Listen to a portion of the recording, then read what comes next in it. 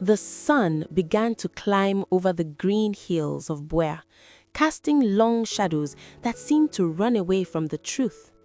Ekenna stood in the center of the compound, the empty cup of herbal medicine still in his hand. 1 minute passed, then 2. The village elders watched him like hawks, waiting for him to fall, waiting for the juju to claim its victim. But Ekenna did not fall. Instead, his breathing became steady.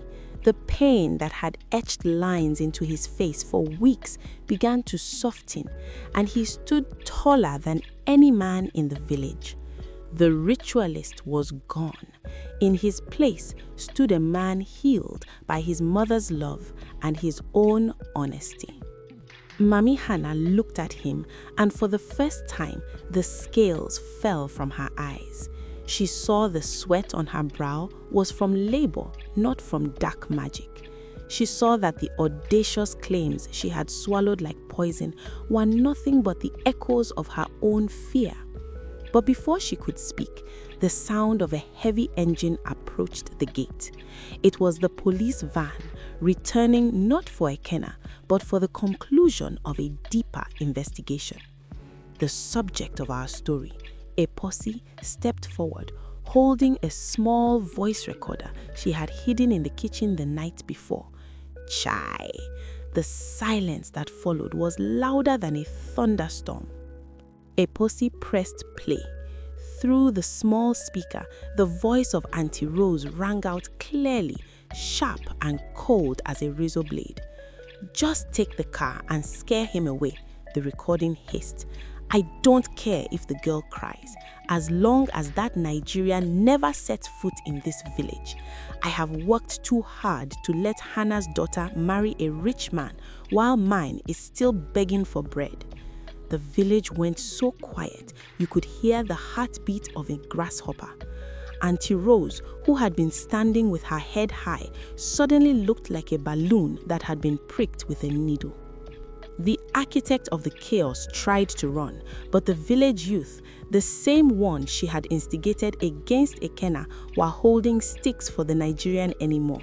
They were holding them for the woman who had used them as pawns in her game of jealousy.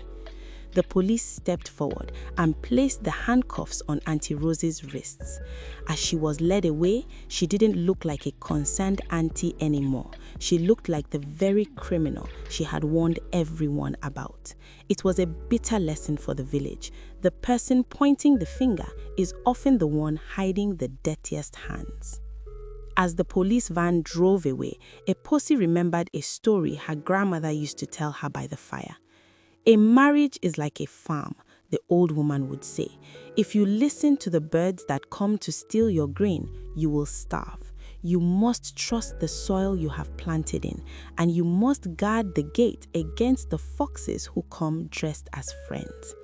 Eposi realized that her marriage hadn't almost failed because of Ekenna's country or his tribe. It had almost failed because she had allowed the foxes to whisper in her ear. Mami Hannah walked over to Ekenna. The atmosphere was no longer cold. She reached out and touched the white fabric of his senator suit. My son, she said, her voice trembling, I looked at your passport and forgot to look at your heart. I listened to the wind instead of listening to the spirit. In my house, we say that a stranger is a brother you haven't met. Today, I have found a son. She turned to the elders and gave a sharp nod. The traditional wedding, the one that had been turned into a battlefield, was back on, and this time it was not just a union of two people, but a bridge between two nations. The celebration that followed was like nothing Buea had ever seen. There was achu from Cameroon and jollof rice from Nigeria. There was the sound of the Bakosi drums and the rhythm of the Igbo high life. Ekenna's family and Eposi's family danced together, realized that they laughed at the same jokes and prayed to the same God. The cultural differences that Auntie Rose had used to build a wall were now being used to build a feast. They discovered that when you take away the labels of Nigerian and Cameroonian, you are left with two families who just want their children to be happy. Eposi, our subject, finally put on her wedding gown. She looked like a queen of the forest. As she walked toward Ekenna, she didn't look back at the shadows of the past week. She looked forward to a life where they would navigate the challenges of Lagos and the traditions of Buea together. She knew that there would still be people who would whisper, people who would judge Ekenna by his license plate. But she also knew that the truth was the only juju they would ever need to protect their home. The marriage lesson of this season is one that every African home needs to hear. Never let a neighbor's jealousy become your family's judgment. We often fear the stranger from another tribe or another country, while the real enemy is sitting at our table, eating our food and planning our downfall. Love does not have a border, and character does not have a tribe. If you judge a book by its cover, you will miss the greatest story ever written.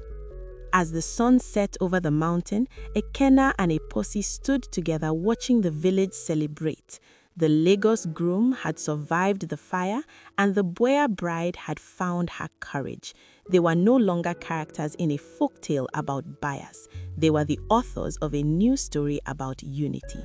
And as the music faded into the night, the elders of Buea made a new law that no man or woman shall be judged by the rumors of the tongue, but only by the fruits of their labor and the kindness of their soul. Thank you for joining us on this incredible 6-part journey of African marriage secrets. This was Season 1, The Lagos Groom and the Buea Bride. We have seen how hate can destroy and how truth can heal. But don't think for a second that the secrets are over. Africa is a big continent, and every marriage has a story that the walls are trying to hide. Are you ready for what comes next? Coming up in Season 2, we are moving deep into the heart of Nigeria to explore a forbidden love between a Yoruba princess and an Igbo trader. What happens when the price of a red cap becomes too high to pay? And who is the new architect of chaos waiting in the shadows of the Lagos market? You don't want to miss it. Make sure you are subscribed because the next secret is even more shocking than the last. We want to hear from you. What was your favorite moment of this season? Did you suspect Auntie Rose from the beginning? Let us know in the comments below. Your support helps us tell these stories and keep our African heritage alive.